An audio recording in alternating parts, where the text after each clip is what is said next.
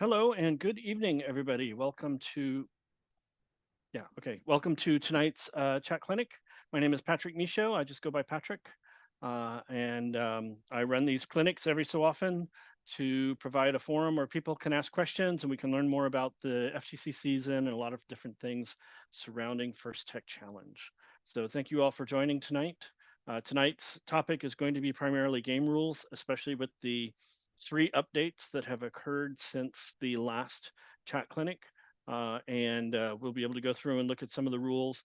I'm going to try and point out some potential gotchas that teams might not be aware of as we get into a competition season and so forth.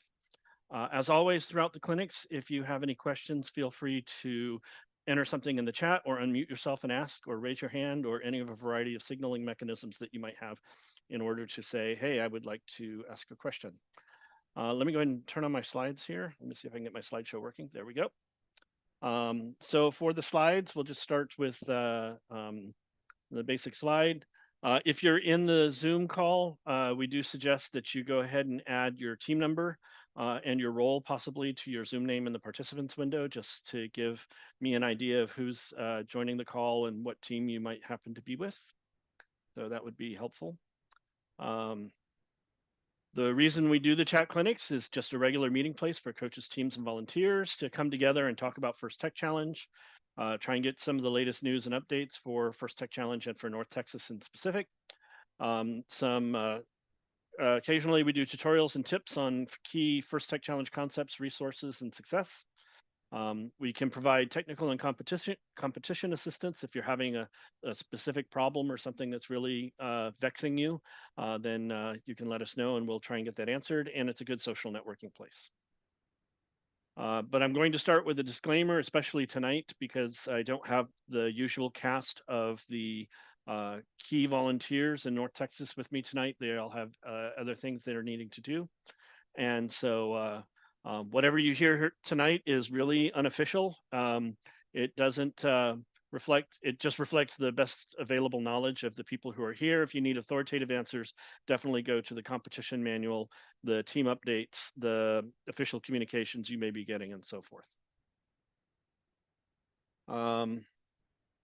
The key people in our region: Lon Cherry Holmes is our program delivery coordinator. Lauren Picoy is our volunteer coordinator. Erica Diggs is our area head referee. She's also the state deputy head referee. Lloyd Kwan is our lead area judge advisor. Nova and Cameron are our area lead technical advisors. Gavin and Travis are our scorekeepers, and Joe Varnell, who I think I saw in the participants window, is here as our first senior mentor emeritus. So hi, Joe. Yes, I'm here. Glad you could join us. Me too. League dates and locations for North Texas, in fact, for all of Texas should be, but for North Texas specifically, are available on the Padlet. So if you haven't yet signed up for a league, please do that soon. Leagues are going to be starting in a little over a week. A week from Saturday will be some of the first league meets in the area. And so to learn more about the dates and locations of the league meets in North Texas, please go to the North Texas Padlet for that. Hopefully everybody has signed up and is getting slotted into the leagues that they want. In terms of where we are in the season, we're coming up on the scrimmage and league meet sections of the season. So the full moon scrimmage is this Saturday at Marcus High School. It's going to be a very interesting event, partially because it's very early in the season for us to be holding any sort of a scrimmage. So we will be looking forward to see how far our teams have gotten along. I will preview that 7172 is still working on their robot, so I don't know how much of their robot they'll have at the scrimmage, but we always enjoy seeing all the other teams and getting a chance to learn from them and try and help out if people are needing help. We expanded the number of teams that we're bringing into the scrimmage over what we had originally planned. Just we felt like we could go ahead and stretch and get additional teams in. So it will be a very full event, and that will be a lot of fun. On October 26th, which is a week from Saturday, will be the early bird mock qualifier. That was originally going to be an official qualifier, but things happened. And maybe we could talk about that later if that's an important topic, but is now a scrimmage or a mock qualifier coming up at Conrad High School on the 26th. Also, starting on October 26th in North Texas will be the league meets. So league meets begin just a little over a week, about 9 days from now. So we'll actually have teams competing in league meets and posting scores and starting on their season. Then in December through February will be our league tournaments. In February 8th will be the semi-area tournaments, and February 22nd will be the area championship at Marcus High School. If you haven't joined already, please consider signing up for the Google group so you can hear about all of the interesting things going on in North Texas. It's often the fastest way to learn about what's happening. Things often appear there before official announcements get made, so that's worth doing. You can learn about upcoming events, get help from other teams and experts in North Texas. I have a couple of PSAs for folks. So first of all, the big one I wanted to point out was this was announced in one of the volunteer calls a couple of weeks ago. There is a new URL that is a shortcut to all the game materials. It's HTTP colon, it might even be HTTPS colon / FTC.game. If you click that link or if you go to that address, it takes you to the game and season page that has all of the season resources that a team might need. And so it's just a nice quick shortcut to get to the game materials. So if you are tired like me of doing Google searches or trying to get to the game materials and getting lost in other links, then HTTP / FTC.game will get you there. So I did want to point out that new item. If you're assembling the fields, just be careful that the submersible edges are sharp. So be very careful about that. First in Texas grants, round 3 applications are due November 1st, which is coming up quick. Round 3 is the final round in the First in Texas grant process. You can continue to apply even if you miss that, but round 3, round 3 is when a lot of the grants come out. And so definitely you want to apply by November 1st. Get it before the resources are gone, sort of thing. It's really easy to do a First in Texas grant. The form is very simple to fill out. You don't have to be creative. You don't have to justify it. You don't have to say why you're more worthy than any other team. All you have to do is put some basic statistics about what your team is, where they're located, who's on the team, and First in Texas will then slot you into the grant that best fits what they are able to give you. Before I go into tonight, which is again about team updates and rules updates, I'm going to just open the floor to see if anybody has any initial questions that they want to just cover that they're burning to know about or ask about that. And even if it's not necessarily in the realm of rules or things that people think that participants should be aware of before I go into the main section. So just feel free to pipe in. I have a quick question, if you can hear me. I can hear you. It's regarding the grants, and I was trying to fill out the form for the grant, and it asked us for IRS form W9 and federal ID number. And our team is, a bunch of kids from the school, 6 of us. I don't think we have any federal ID number or form W9 or other official documents. So I was wondering, how can we submit our application? So the question is that if you were to receive a grant, what organization or person would receive the money? And whatever that is, they'll have some sort of a tax ID number. Like, so if it's for me, for example, for my team, I run it as a sole proprietorship business for myself, right? And so I end up just using my tax ID number and supplying the W-9 with that. The money they send would have to be counted as income somewhere. And so that's why they need that information. And W-9 is just an information form. So anybody can fill it out. And I'll be glad to kind of help out with it. But the real question is, what's the tax ID of what is the tax identification number of whoever's going to be cashing the check? That's all that the W-9 provides. It's a simple one-page informational form. Got it. So social security number can also work as a tax ID for this? Yes. And on the form, on the W-9 form, this is not tax advice. I'm not a tax lawyer. Just I have to say that. But on the W-9 form, there's an option that says individual or sole proprietorship, and you check that box and you give your social security number and you send that to First in Texas, and that's they'll write the check to you, and they'll depending on the size of the check, they may send you a report form at the beginning of next year just to notify the IRS that you got money. There Got are it. also Thank some you. alternatives. You can also be part of a hack club, a hack foundation. So you can become a subsidiary of the hack foundation, and that's instantaneous pretty much. Within about 15 days, you can have everything you need, W-9s and all that information. Thank you for bringing that up. That's absolutely true. There is an organization that exists called Hack Club. It's just exactly like it sounds, Hack, H-A-C-K Club. And teams, First Tech Challenge teams can sign up to be a member of Hack Club, and then they give you a nonprofit entity that can manage your funds for you. In other words, they can receive checks from sponsors and grants and things like that so that it doesn't count as your personal income. They will hold that money, and then when you buy stuff the for your team, you can send them receipts and they can send you reimbursements for those. But they take care of all the IRS filing for you and everything like that. So that's And yes, a it's really not, yeah, it says it's not free. You get charged 7% on the donations. correct. You do get charged, but you don't have to worry. But getting charged 7% on the money that you collect is way better than paying 20% on income taxes. So it still can be a big benefit. Any other questions? Those are great questions or comments or anything before I go on. All righty. Then let's go on to game rules and updates. And for tonight, I'm going to be looking at team updates, a few other things. I'm primarily looking at the game rules. I'm not quite in the position to be looking at judging yet. In the team update that came out today, Team Update 3, there were a lot of changes to the judging criteria. I would say improvements. I like the changes that were made. And so the judging stuff is still evolving. And since that does not affect most teams in North Texas until we actually get to tournaments sometime in December, I'm still going to focus on the rules because those are the things that are coming up immediately.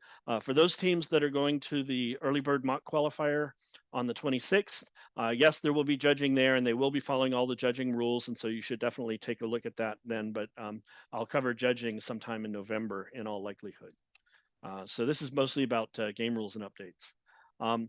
What I wanted to do to begin with is just to make teams or help teams be aware of some potential gotcha moments that could be coming up around some of the rules. Some of these may get fixed here in the near future, but they're things that I and other volunteers and talking with other referees and things, we're a little concerned that teams are going to show up to an event and then be surprised and disappointed when the rules don't work the way they think they should. So I just want to point those out to teams and through this going forward, and we can stop at any point to discuss them further. So the first one is R704, which is the horizontal expansion limits that have been very discussed from the end of July when we first got the manuals.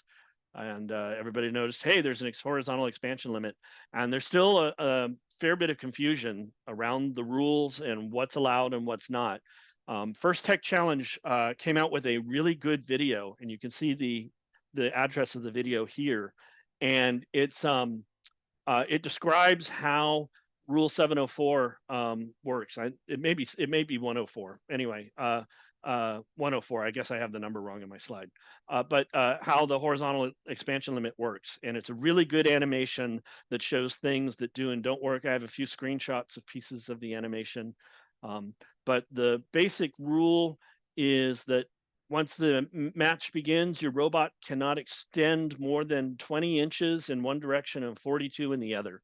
And that's relative to the drive base, the drive chassis. That point is fixed inside of that 20 by 42 rectangle. And so the animation goes through how inspection will work, what they're looking for.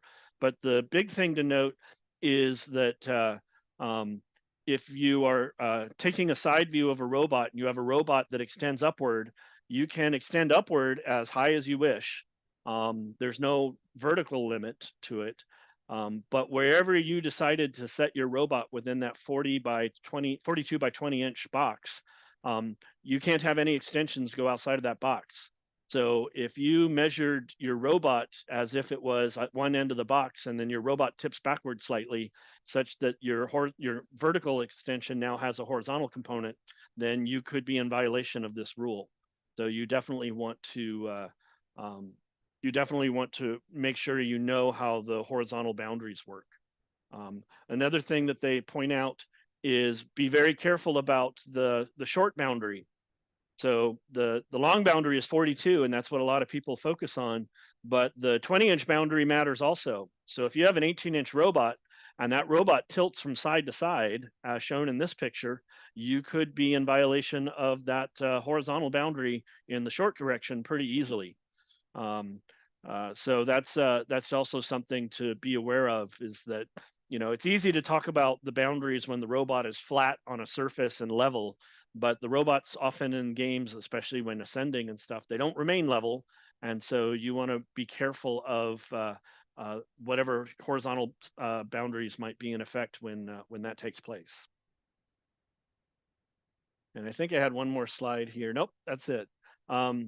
So again, just an encouragement. If you're not familiar with the horizontal boundary rule, go see that video. It explains it pretty well. I'll pause there to see if anybody has any questions that they have about the horizontal boundaries.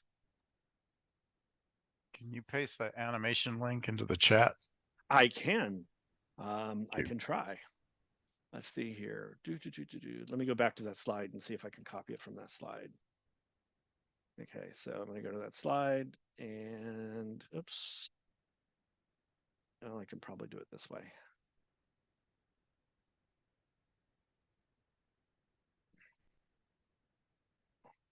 Okay, it went. Sorry, it went as a direct message because somebody direct messaged me. So let's try this again. There we go. Now it's in the chat. Any other questions or comments on horizontal rules?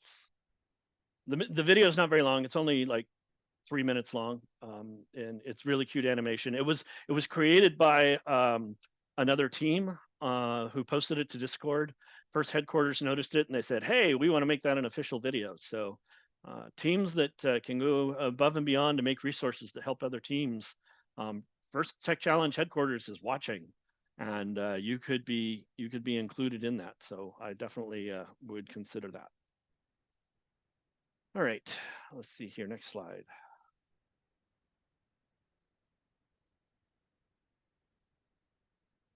I gotta figure out what I did with my slides. Where did they go? There we go. Okay. All right. Ascending has been a big topic over the last month or so about what does it mean to have an ascend. And today's team update 3, changed some of the requirements for starting the ascend, but they added a big problem. So I'm just going to go through what the change is, what I think is going to result from it, and then answer questions about that. So first of all, they changed the meaning of ascent in section 10.5.3 to say, you can see the highlight here. So the strike through text that is there means that was deleted from the rule, and then the part in yellow was added to the rule. Those highlights are in the team update. They're not things I added personally.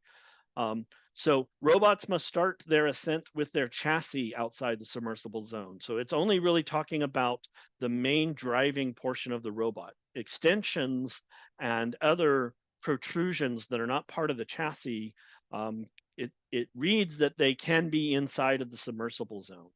And the big reason for this change was that many teams were creating lifting elements as part of their intake arms. Whatever arm would be reaching into the submersible, they would create the lifting element as part of that.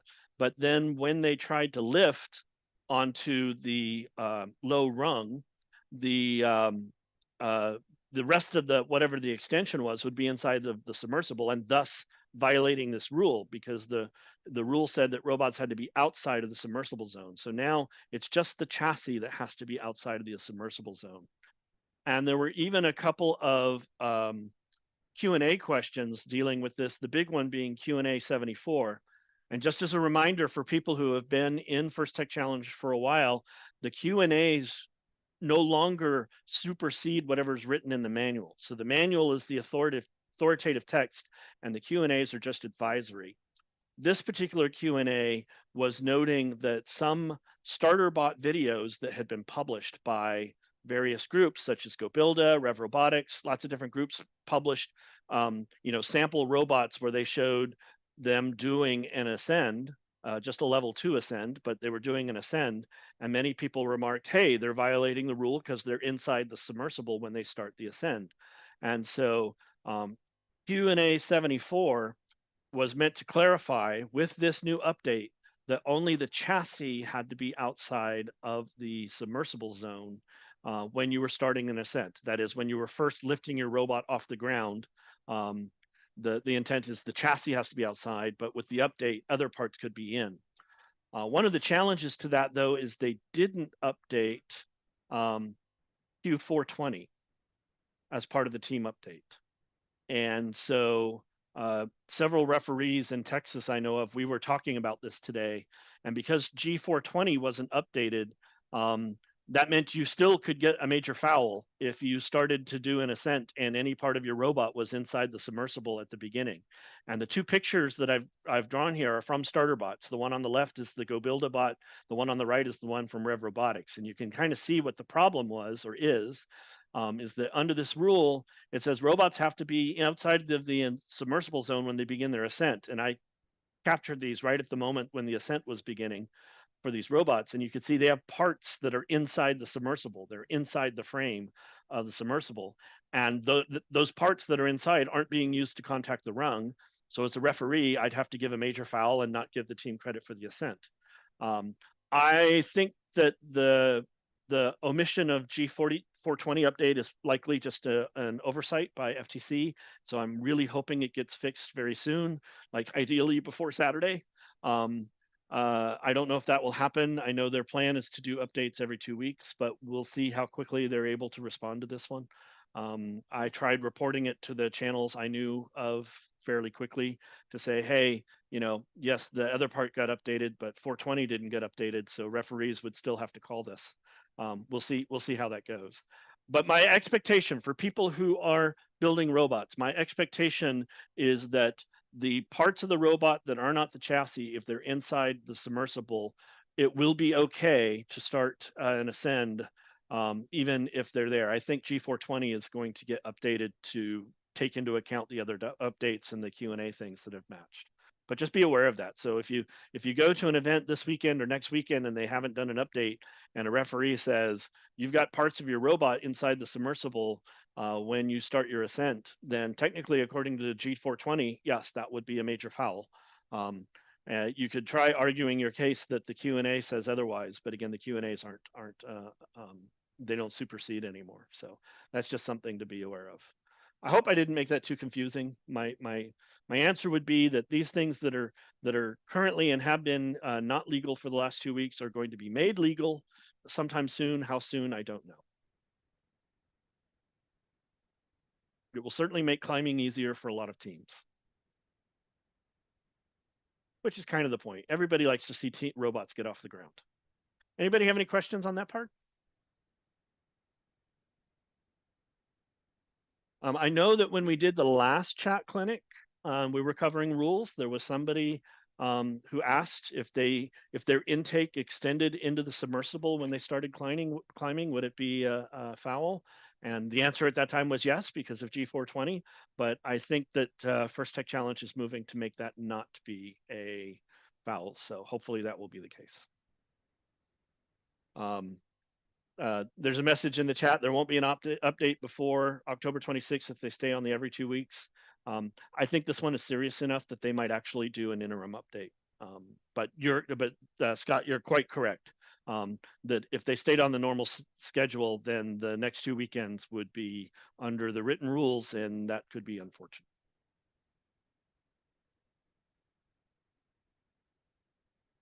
All right, no questions on that. Then the next one I had is G405. So per rule G405, and the way it's written now, if your robot is moving at all between auto and teleop, you get a major foul. And that means from the moment the timer says 0 for the end of autonomous, not the end of the buzzer, The moment the timer says 0 at the end of autonomous, until they start teleop with the 3, 2, 1 go and the bells, if your robot moves at all for any reason, you get a major foul. I have tried to also bring this to attention to people that I think might be able to say something or do something about it. I don't know if this one will change in the next couple of weeks, but the scenario that concerns me is that somebody's robot is driving towards the end and they're trying to get into the observation zone, or they're trying to get to the low rung so that they can contact the low rung to get those autonomous parking points. And then the watchdog timer expires and their robot coasts after time is equal to 0.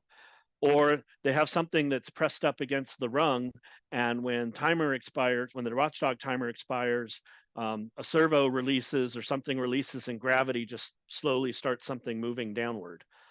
Per the text of this rule, any motion at all is a major foul. And I don't think that's the intent. My guess of the intent has always been that they wanted to get rid of the twitching servos and the robot moving when teams are initializing for teleop. I think that's what they were focused on. But the way the rule is written is that when the buzzer starts or when the clock says 0 on the timer, if your robot is still in the process of moving, then you're going to get the foul. And I asked about this during a volunteer call earlier in the month, and it was confirmed in that call that means that at time equals 0, your robot needs to be perfectly still and remain perfectly still until teleop begins. So I'm concerned that teams are going to get caught up by this one, and because it's a major foul, that could really easily change some match outcomes.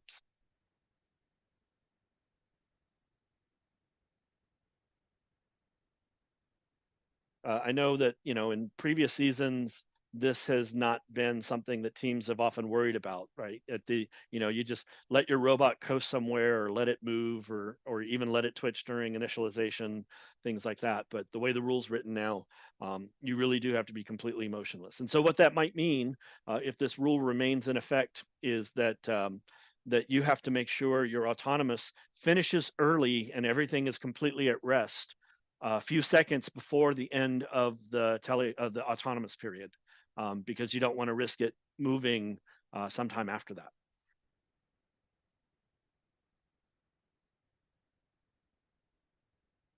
I wonder about the case of your partner's robot is moving and they run into you, making your robot move. Is that an additional major foul? I wonder about that case now. So I did want to What's their beef about servos twitching a little bit?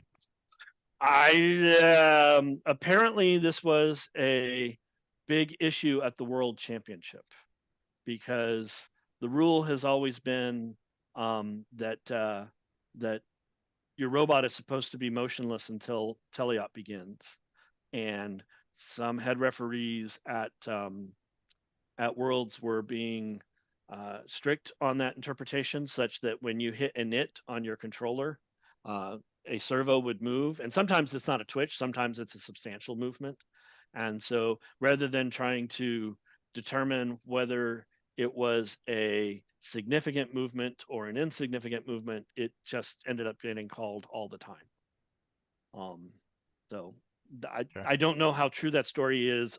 That's just things I've heard from other people about why they think the rule is in place. And I did hear that it was kind of an issue at the World Championship. So I'm kind of just reading some very stale tea leaves there, but that's what I think has happened. All right. But I do know that the intent for this year is, I'm concerned about what happens at the end of auto. But when in that transition period where they say drivers pick up your controllers, 3, 2, 1, go, if your drive team starts the op mode and does init and your robot moves at all as a result of that interaction, you're going to get the major foul. I'm pretty sure about that. There's a question in the channel. If our arm is up, putting a specimen in a basket and auto ends, but our arm comes down due to gravity, will that be a violation? As I read the rule right now, once the autonomous period is over, that is when time is equal to 0, if your robot is still moving, even if it's due to gravity, it's a violation. And that's what I asked in the first volunteer call a couple of weeks ago. And that's the answer I got. So again, that kind of goes against what people have come to expect in FIRST robotics, in either FRC or FTC, but that's the way the rule reads right now. That's why I'm calling it out, right? Because I don't want people to get a lot of major fouls, to be aware of it. Major fouls are not fun. Is there a way to configure the control hub to continue sending the last known servo position? No. Op mode stops. No. You mean to tell the servo to hold position? Yeah. No, not that I'm aware of. You can do it with certain servos. Yeah, certain So, digital servos can be coded or programmed to automatically, or some will just by always do it. right.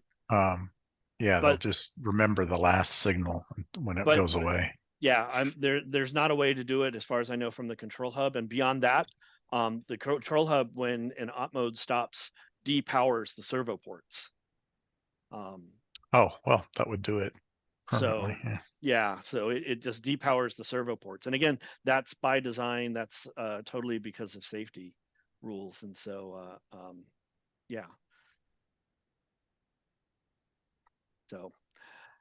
So yeah, I don't know. And then the question, also becomes, I mean, to my mind, sometimes, like, first of all, you're not going to be, if let's say you're trying to contact the low rung at the end of autonomous, right? So you have to have something that goes up to do that, because the low rung is higher than 18 inches. So something had to go upward on your robot in order to do that. And let's say you used a servo to just lift something to contact the low rung, and that servo is twitching, at the end of autonomous, or just even as you start teleop, then yeah, you could just suddenly get a foul because of that twitch. So this rule, I hope, will get some improvements as we gain more experience with it. And I have a question actually for the group, because I've seen this for many, many years. I've seen servos twitch even though we didn't send them a command. Yes. So, just literally starting the op mode, and all of a sudden the servo turns on and twitches by itself, even though we never actually sent it a command. And I have no idea what to do there. Well, I do have an idea what to do there, which is some servos will twitch just on power up, even if before they receive the signal. Yes. And so there, the answer is just don't hit an it until they say go. Just do not hit an it until they say go, if you end up with a servo like that. This last year, we had servos that brought up hooks on our robot to grab the rung, the rafter, to be able to climb. And every so often, the rafter just on its own would go zoop and go up in the air when we started teleop for no reason that we could determine. We certainly didn't send a command. And so it's like, what can I do? What can I do when the control system electronics actually have a bug? I'm not sure what to do there. So, all right. And then my last one is a team update that came out that I think is also wrong. And I know, because I've been in conversations with at least one or two teams in the area that saw team update 2 and said, woohoo, we know how to do a level 3 climb. So this is team update, team update 2, the update that added this yellow text, right? So the yellow text here is not something I highlighted. It's in the team update, and that means it was added. And the key part of this is it says, and I'll read it real quick, robots attempting a level 3 ascent, which then violates C1 or 2, which was the part above. C1 or 2 is the part of the rule that says you cannot be on the floor when you contact the high rug. Yeah. So so this said, let's say that you violated C1 or 2, and as a result of that, just a minute, I'm getting important messages that might actually affect this.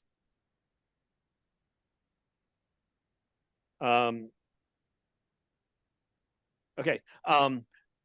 So what would happen, what some teams were doing is they looked at this, and it said that even if you contacted the high rung early, you could still get the lower level ascent points, right?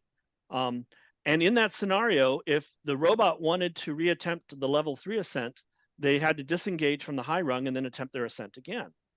So what some teams were talking about doing is reaching up, grabbing the high bar, lifting themselves off the ground, hanging from the low bar, disengaging from the high bar, then re-engaging from the high bar and lifting the rest of the way up. Yep. Right? So that is the way that that rule read. And I was asked about it about a week ago, and I said, according to my reading of this orange box, that was legal. And we passed it along to another head referee in the area, and they also read the rule, read this text, and said that approach is legal. And then Team Update 3 came out today. Oops, where's my other one? Where's my other slides? Oh, well. Team Update 3 came out today, and an answer to one of the Q&A questions came out today that said you could not do that. And all it said is look at the text of the manual as the reason why. But two of us head referees looked at the text of the manual and said that they could. So if you saw this update and you were planning that strategy, or if you now see this update and you like the whole, I'm going to grab the high bar first, lift myself up, let go of the high bar, reattach, and then go the rest of the way. According to the Q&A and according to the not orange box text of the manual, that will not count as an ascent. In other words, I think the orange box is wrong here based upon the latest team updates. So I wanted to point this out to say that this section of text that they added in Team Update 2 that suddenly made a lot of teams say, oh, we can solve it this way. I don't think that solution is going to last. So just be aware of that. I think what was probably intended was, in this scenario, if a robot would like to reattempt a level 3 ascent, they must disengage from the submersible instead of from the high rung and attempt their level 3 ascent again. But aren't they just enabling that strategy explicitly here? Yes, but the Q&A says no. And I know the Q&A doesn't overrule, but the orange box also doesn't overrule. And so if we go and look at the actual text, the orange box doesn't overrule. Correct. It's guidance, but it doesn't overrule. And so, right? Okay. So I'm gonna pull Yeah, up. but then if they didn't change the rule and you had already read it that way and the guidance is saying that's how you read it, then there isn't a problem. Then we read it wrong. But the problem is that two very expertise head refs both No, read it wrong. I'm saying they said you read it right.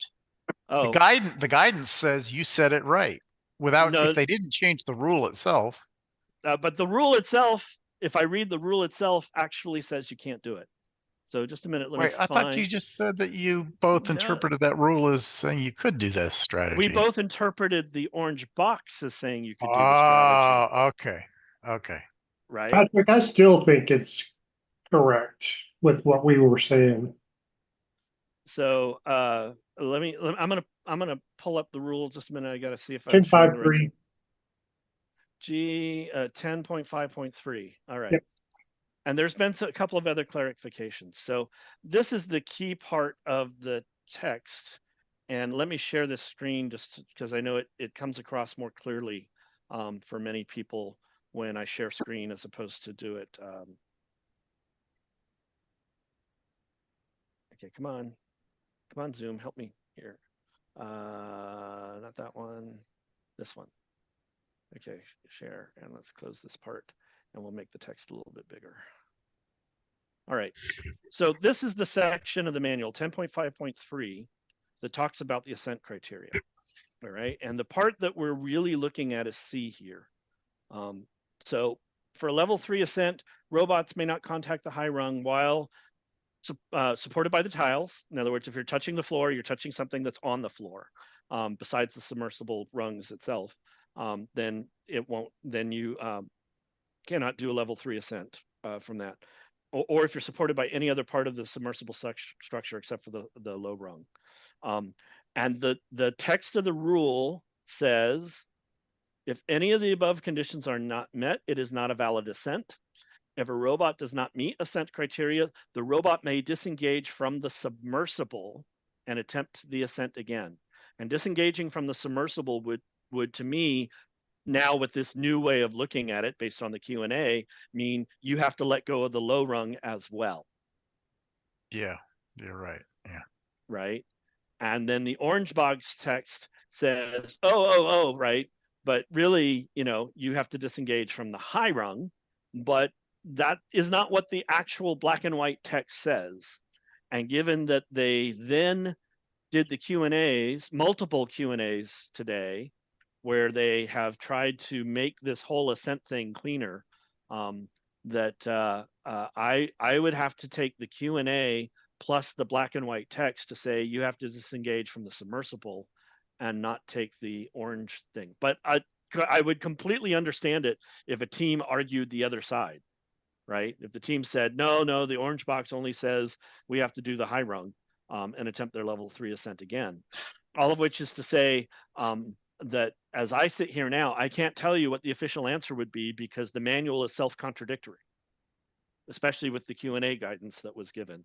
And so what that means is that when you get to an event, a head referee could choose either interpretation and be correct, which is not what you want, but that's the way it is.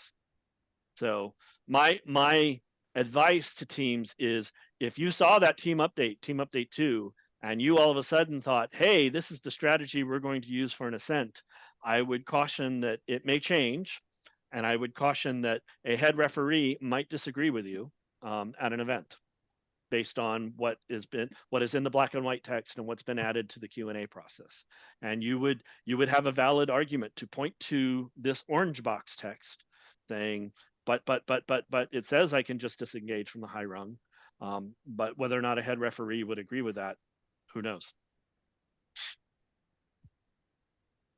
Does that sound right to you, Scott? I mean, that's the way it would be, even though you, I, and others who've talked about it. Well, I guess I see letter C talking about specifically just the level 3 ascent. Right. So it doesn't say I can't reach from the floor to do a level. Okay, I see what you're saying. Right. This says robots attempting a level 3 ascent, which then violates C 1 or 2, can still be eligible for lower level ascent points. So I can totally, from the floor, grab the high rung, lift myself off the floor, and I get a level 2 climb. Yes. That part's clear, right? Because that's not a level 3 ascent. But then the next sentence that says, in this scenario, if a robot would like to reattempt a level 3 ascent, they must disengage from the high rung. It doesn't say I have to disengage from the entire submersible. And that disagrees with okay, I see what you're saying. Right. Yep. That disagrees with this text here that's black and white text that says you have to disengage from the submersible to do a reattempt. So wow. Again, hopefully it'll get cleared up, but it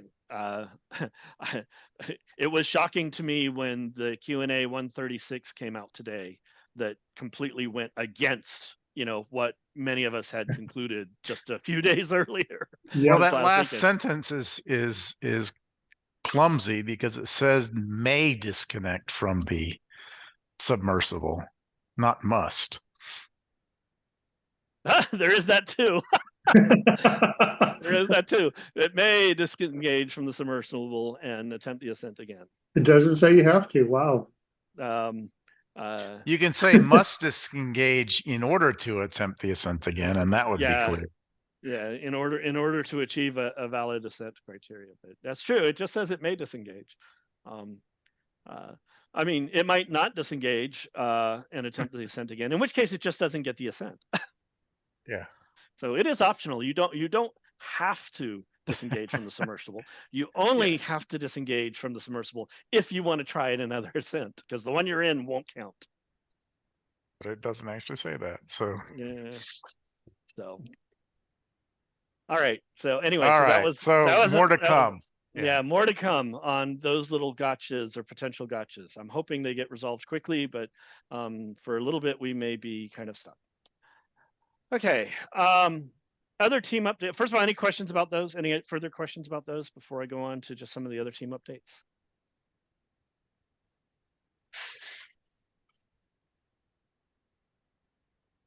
All right. Other team updates. I just went through the set of 3 team updates that have occurred since our last chat clinic and tried to pick out some of the ones that I thought were useful or worth noting. So number 1, there was a question in our last chat clinic, can robots hold clips? And the answer is yes, they can. And they can hold as many as you want. You can put as many clips onto a robot as you want.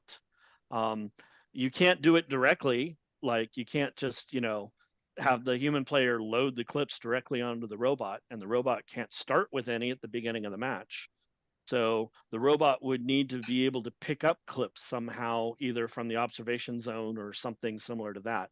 But it's entirely possible for a robot to carry clips around that are not attached to the samples. And then it's entirely possible for a robot to mechanically assemble a clip and a sample together to create a specimen. So I'm certain there are many teams that are frantically figuring out the mechanics to be able to hold a magazine full of clips and start finding samples in places and just automatically put the clip on without having to have the human player do it. So I think that will be very interesting and fun to watch throughout the season. Whether or not that's a wise strategy, I can debate both sides of that. But I'm certain people are looking at it, so it could be fun.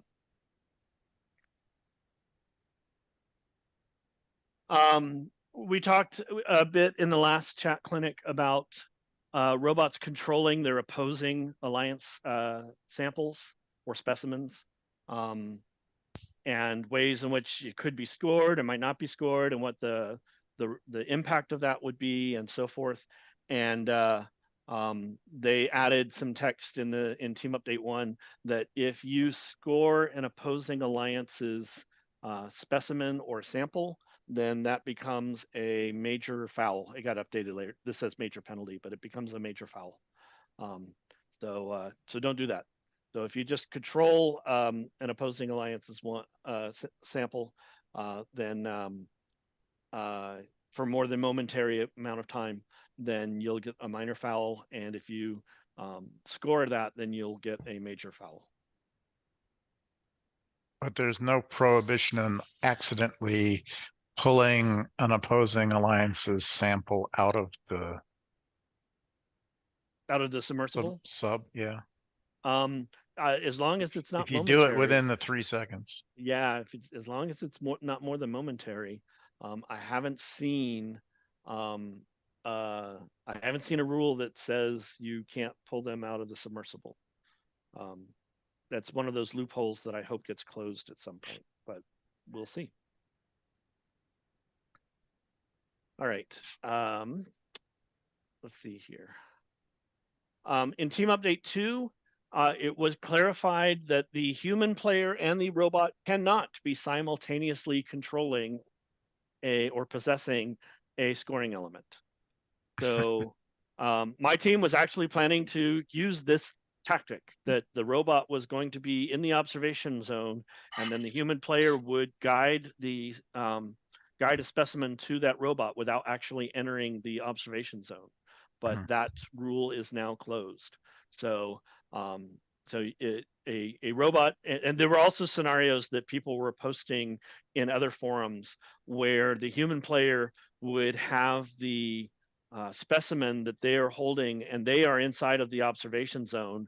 The specimen or sample is sticking outside of the observation zone, and the robot is able to collect it that way. So the robot never actually entered the observation zone, so none of the other rules got violated. This also closes that possibility as well. You can't have a robot and a human player both contacting a scoring element either directly or transitively at the same time. Hey, Patrick, were you sharing that? We're still seeing the other screen. You're still seeing? Oh, yes, you are. I'm sorry. I'm totally sorry. There we go. I forgot to stop sharing. I knew I forgot something. There we go. G419 and G31. Thank you for correcting my things. Sometimes working with as long as the human player is not touching it when the robot touches it, you're good, right? And as long as the human player is not in the observation zone, when the robot's in the observation zone, that rule still applies. Right. But there were people who had come up with ways for the human player to be touching a scoring element, so a sample or a scoring element, where only one of either the human player or the robot was in the observation zone and the other one wasn't. And so these updates close that off. Oh, okay. So they could put it down on the line at the same time. The robot's never in there. Correct. Gotcha. Correct. Right. Or the specimen could be hanging from the wall, but the observation zone only extends to the inner face of the wall. Right. Right. And the clip is over the wall. So the human player could be touching the clip of the specimen and moving it left or right on the wall to guide it to where the robot was. And then the robot would grab it while the human player is still touching it. Yep. So that's no longer allowed. And they stuck the transitively on there too, so you can't use another item to do it. Correct. So you can't like be holding a sample that you're using to push something else, Yeah. somewhere else. Can So, you yeah, toss it into the robot? No, human players may not yeet elements. Says that, does it? Okay. It does. It very clearly says they may not yeet elements. So But Patrick, couldn't yes, the human player still guide so my robot's lining up on the wall, right? The human player could slide it back and forth as long as they're not touching it when the robot grabs it. We're still okay.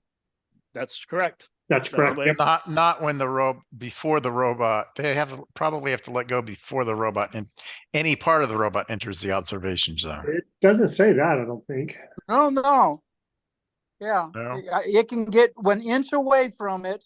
I can slide it to the left or right along the wall, let go of it, and then the distance sensor sees that my hand's out of the way and then decides to grab it, or the driver makes a decision.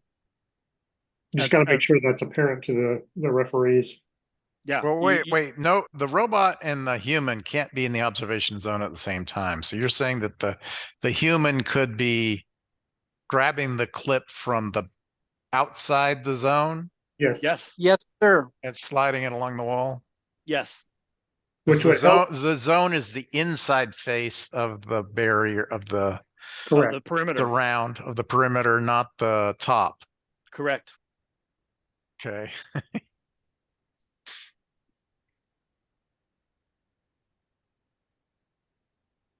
So yes, that is correct. Is that the field extends beyond the perimeter, but and in any case, the human player would not be seen as entering the observation zone as long as they do not cross that vertical plane of the wall. Then they're not in the observation zone. So And they let go an instant before the robot makes contact.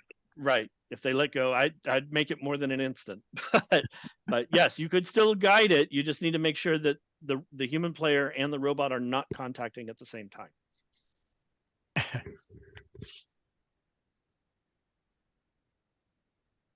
So some very interesting team updates from time to time. And that's all the game updates that there've been, really. There aren't any other significant ones that I found, but I'm totally willing to hear from others if there are others that would like to. Patrick, what about the one where they said the sample with the neutral sample with a clip? Yeah, anybody who's doing that, I don't know why. But there have been a couple of team updates just to clarify that if you put a clip onto a neutral sample, onto a yellow sample, then it is still a sample. It is not a specimen, right? So adding a clip to a neutral sample does not turn it into a specimen. It still remains a sample. However, that sample with a clip on it is not eligible to be scored in a net zone or in a basket. So it just becomes a null element. It's like, okay, right? It's still a sample, but it can't, there's an explicit rule that says a neutral sample with a clip on it does not score. Yep. In the right. net or the baskets. Why would anybody do that? Yes, you're right. Which means it doesn't score anywhere. right? So if you put a clip onto a neutral sample, you've just created a scoring element, or you have a pair of scoring elements that neither one can be used for scoring in any way, shape, or form. So It means your opponents don't get a shot at that sample. yeah, well, I can for the rest solve, of the game, right? I could solve that just by leaving just the by yellow, scoring it, yeah. just by scoring it, or leaving it in the net zone, or leaving it in the observation zone. There's any number of ways to keep my opponents from getting to it without actually putting a clip on. But I will say this. I mean, it is interesting, given what we just said earlier about robots can attach clips to samples. It could be important to know what happens if a robot accidentally picked up a yellow sample and then put a clip on. Yeah. Good point. So that may be why that clarification was put in. So in combination with like what happens if the robot accidentally picks up a neutral element and sticks a clip on it? Like, what does that mean, right? So it's not a penalty. The yellow sample is still a sample, but it's effectively not scorable as long as that clip remains on it. I will be very curious to see for any teams that make the robot automatically attaching clips, what happens when you attach a clip to an opponent's sample, if you can do it in under 3 seconds.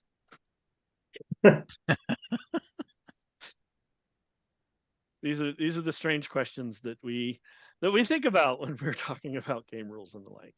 Any other comments or questions from anybody? Things that people have had wanting clarifications on a rule? I'll be glad to offer my opinion on them, having read the manual in great detail, as you can probably tell. Strategy, robot design, questions about the season.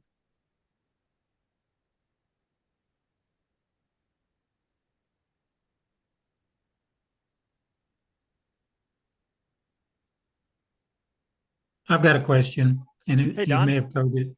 Okay, I'm not real sure, but what we're having problems with is as we can hang, but then at the end when we have to set everything down, turn everything off, we start to gravity just starts pulling us down.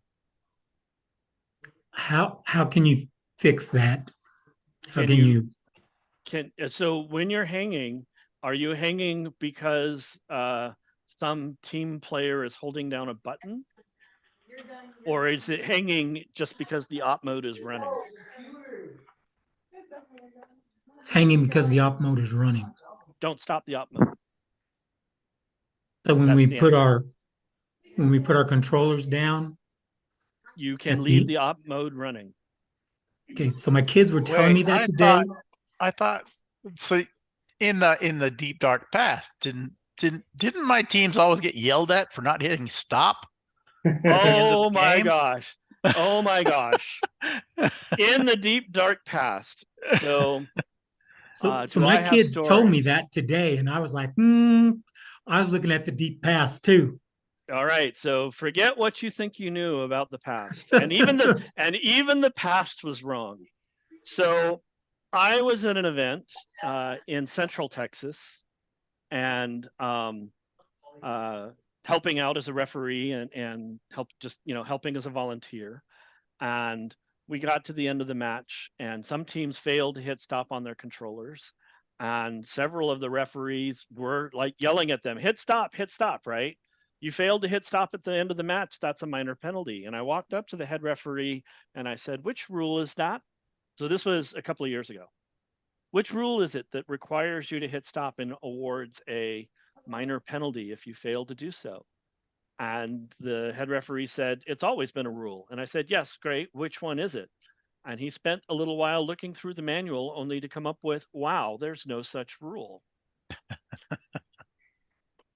So at least in Texas, that's been a mythical rule that's been around for a while.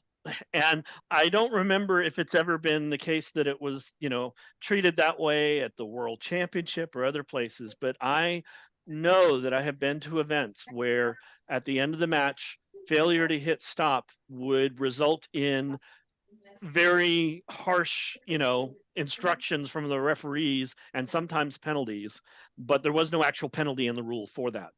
Whether or not, but teams were told you're supposed to hit stop when the match ends.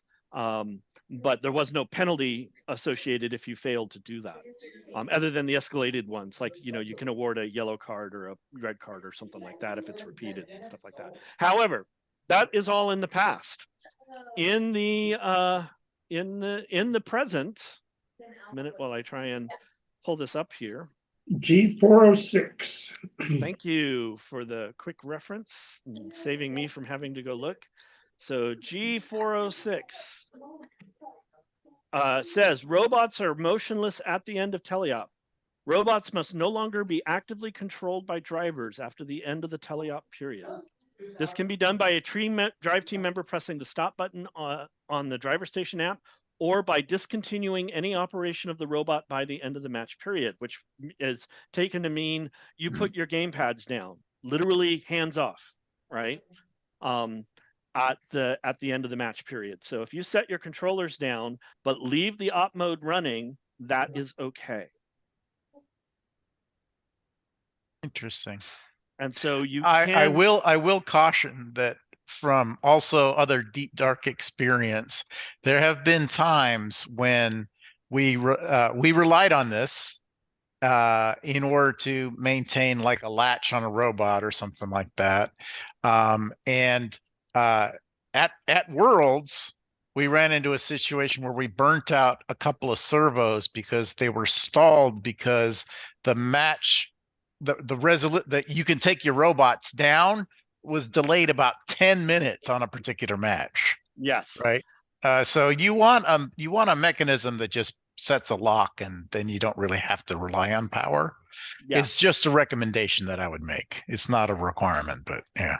Correct. But this has been explicitly done. So Don, Don, Kareem, others, right? You are absolutely correct in remembering that at the end of the match you had to hit stop, right? In this season, the game design committee, I believe, has decided they don't want to limit the end game or the end of game achievements, the ascend achievements, to those people who know how to do that, who know how to do that passive latching. That right. If you have some sort of an op mode that can maintain your robot in an ascending position without the drivers controlling it, and then you are allowed to leave that op mode running even after the match ends in order to maintain that hang, that ascend, until the referees have been able to score it. What I suspect the order of operations will be, what I expect they will be in North Texas, is the match ends, everybody puts their controllers down, the referees, especially the scoring referees, observe the state of the field to figure out how many robots have achieved their ascends and what position of ascend they have. And then the head referee will announce to the teams, press stop on your controllers. And they will say to press stop on your controllers before anybody enters the field. Yep. And then that's the point at which everybody can hit stop and gravity takes over and everything like that. But you'll be, so hopefully then also the scenario that Kareem just mentioned, where your servos burn out because it's 10 minutes, right? You should, the referee should tell the teams, okay, hit stop in order to do that. Or even, I don't think there's a rule that says you have to wait for that command from the referees, although I probably would. But if it takes a long time, you could certainly prompt refs, hey, can we stop our robots? Things like that. Maybe look at the rules. But in answer to your question, Don, your students are correct. They can leave the op mode running after the match is over in order to maintain a hanging position, an ascend position, but you don't want the robot to be doing anything that's significantly active in terms of motion. Like, don't leave the intake running, right? Don't be swinging arms wildly about or anything like that. It should still be pretty passively still, but there's no requirement to stop the op mode right when the buzzer sounds. But you do have to stop it before entering the field. So if you have a situation where hitting stop will just make the robot fall on the ground real hard, as opposed to start descending down, then that's something to watch out for, I guess. Right, because they actually don't want anybody entering the field till everybody has hit stop. Right. So it's kind of a new thing. In FRC we have the green lights. Nobody can go on the field until the lights are green, and the lights only go green when the head referee has cleared the field to say it's okay to enter. So we don't have an equivalent for that in FTC yet, but we will have head referees announcing to the field, hit stop on your controllers, and people can get your robots, or referees can enter the field. So Patrick, as referees, we're going to have to watch to see that they made the first level ascent, right? Or second level, and let them know, right? How do you mean? So we have to notice that they actually did make the first level before they went to the second. You don't have to. Okay, so I think you mean level 2 and level 3 ascent, I think. Yeah, sorry. Yeah. There is actually no requirement that you achieve a level 2 ascent before doing a level 3 ascent. I know a lot of people think, how else can you do it? But jumping robots are a thing. Yep. The only rule about contacting the high rung is that you can't be touching the floor when it happens. There are 2 ways to not be touching the floor when it happens. One is that you lift yourself up onto the low rung. That's the one everybody knows about. The other one is your robot launches itself into the air and then latches onto the high rung. And for those who think I'm kidding, it was done in FRC 2 years ago, where they had a very explicit requirement that there was a sequence of bars that you had to ascend. And the common way to do it was grab the low bar and then the next one and then the next one. And the rules were designed so that you could not immediately go to the high bar. But there was a team that found a way in the rules to immediately jump to the high bar. And like literally that robot, 120-pound robot, lifted itself 2 or 3 feet in the air and then grabbed the bar at the top of its jump. Really impressive. But so Patrick, if I go ahead. just wearing back on the sagging robot thing. Usually there's big mechanical advantage required for that. Look at worm drives instead of the usual gears because they don't back up. So that look for a mechanical solution, because usually you're trying to get a multiplication off of your motors pretty significantly anyway, and a worm won't go backwards. Some worms do go backwards, but it all depends on the pressure angle. But the majority of them will lock in, and won't be back drivable.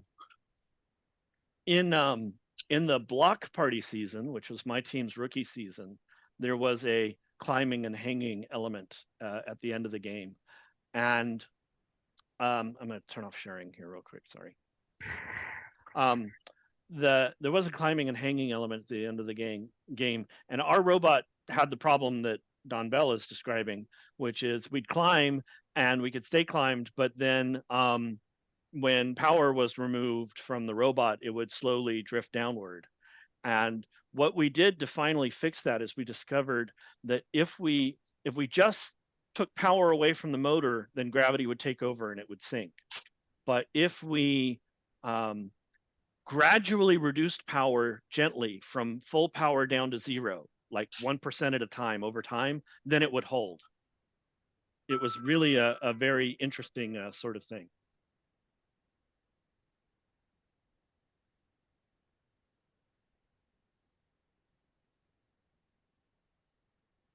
So you don't have to do a level 2 ascend before you go to level 3. You have to be off the floor somehow before you touch that high rung. But it doesn't say the only way to be off the floor is to do a level 2 ascent. The other way would literally be to just jump off the floor. I don't know of any other way besides those 2. But the rule doesn't say you have to do level 2 before. It depends on the definition of jump, but there is another way.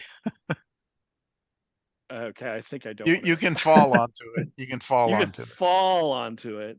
Yeah. As long as you're not touching the floor. As long as you retract the foot real fast right before you contact it, you can fall onto it. But yeah, the rule as written just says you can't be in contact with the floor. It doesn't say you have to be a level 2 climb.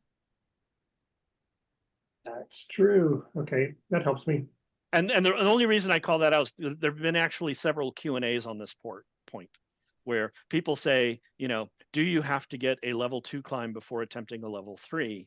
And they've been very consistent to say, no, that's not what the rule says. It does not require that. They haven't said how you would get around it, but they've said the only rule is that the robot cannot be touching the floor when you initially contact the high run for a level 3 ascent. Yeah, so just have to be off the tiles. Right.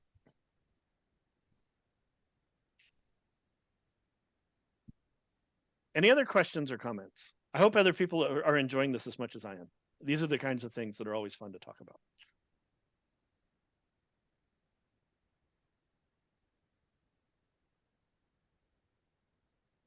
Any other questions?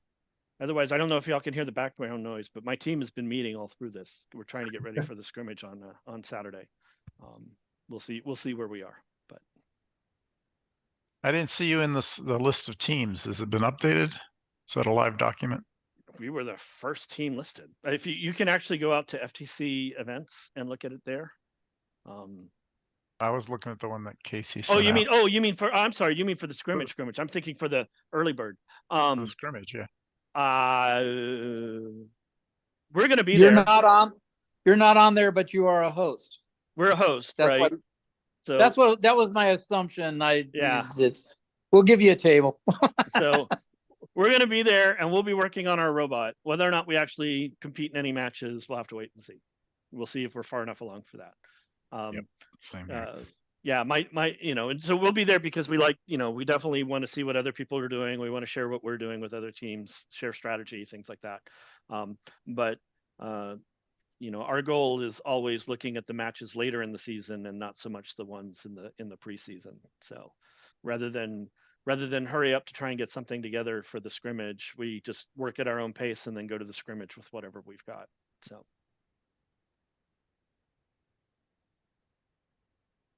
There's a question in the chat that says, why go direct to level 3? You only get 15 points. No, you would get 30. You get 30 for achieving a level 3 ascent.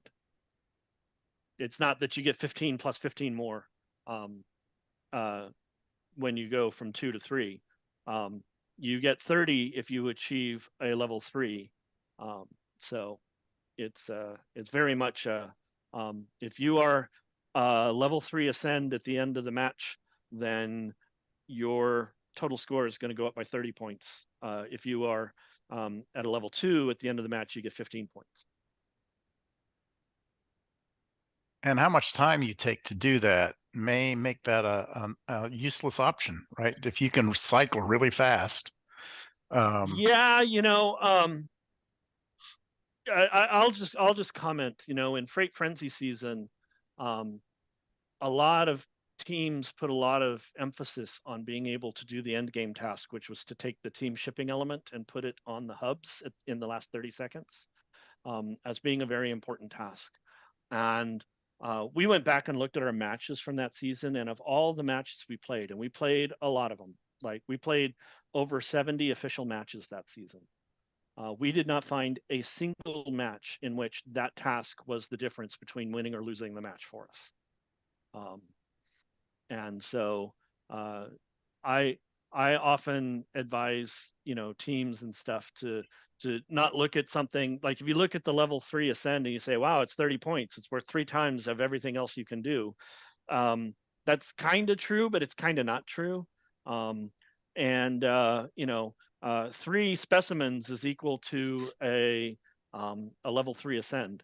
So if you could do the 3 specimens in less time than it takes to do the level 3 ascend, then it's even. And if you can do more than that, then it gets better. So it's always important. The criteria that we use when we're evaluating a game is not how much is an individual achievement worth, but how much does our score go up as a result. Or sometimes in really bizarre games like Power Play, is how much does the differential change between us and the opponent alliance. So. Except there might be a case where you run out of elements to score, and the only way to score. The only way to get additional points if there are no more elements to score is you want to get that additional level 3 ascend. Didn't they say even at Worlds it would be they would add elements if they saw teams running the field? I have a hard time believing that we can run the field. Oh, really? I think it's going to yeah. be. I think it's going to happen sooner rather than later. Or you think it's going to happen early in the season? Yeah. I'm thinking that it could happen closely. In Freight Frenzy, 7172 had a couple of matches in January where there was only one element left in their warehouse. I mean, so getting close to that is entirely possible. And I think in this one, there's only 20 specimens that you can make for your side, and especially if you have two robots working at it, you could finish that pretty quick.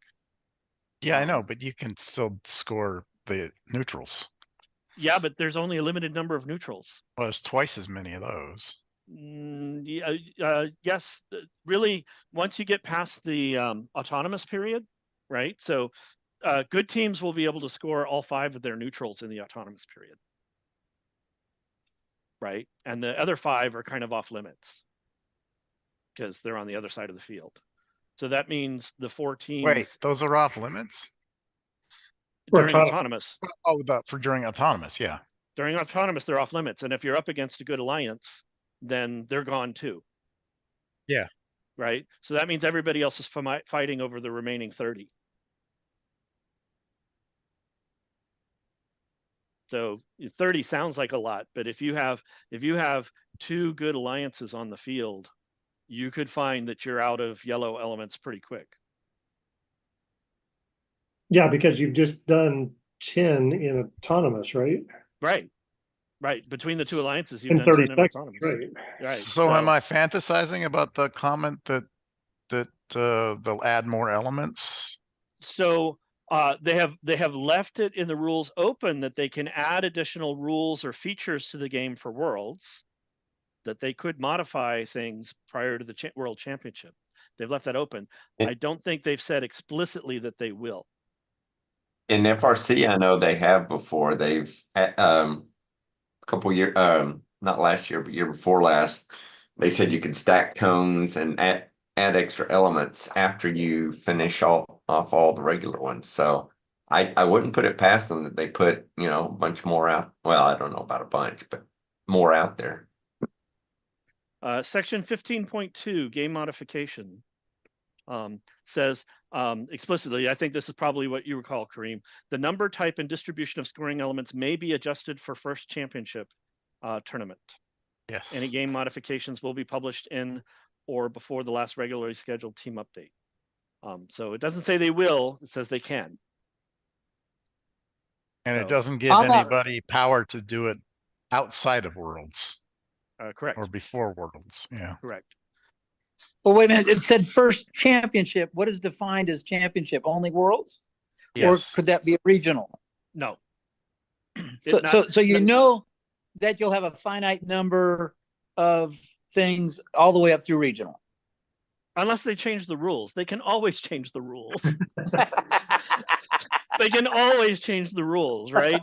Just like, we can discover that, teams are doing this and we really don't want them to do this, like having the human player touch a specimen at the same time as a robot. They can always change that rule mid-season for whatever reason they want. If it gets to be the end of December and there happen to be, I don't think this is likely that it'll happen a lot. I think it could happen in the December, January timeframe that somewhere, a field is depleted of elements. But if it's happening a lot, then they can totally say, yeah, we're going to increase the number of elements. It's logistically challenging because now how do you get extra elements to teams or to events, because they have to go buy the extra elements or borrow them from somewhere. It's not like it's just a simple, oh yeah, we're going to change it to these numbers, which they can obviously do for World Championship. It's easy. But I never say it can't happen because well, by by that logic, the explicit carve out for worlds is a big hint. Yes, yes. And Because again, they could change it, yeah. yeah, and as Joe said, this has become common in FRC, where the scoring criteria for the World Championship are modified based on what they observed during the regular season, to make the World Championship more competitive, or because you have some teams that have basically solved the game, and so now you have to change it in some way that gives them something extra to try for to differentiate themselves, rather than just everything coming up as a tie. Yeah. So.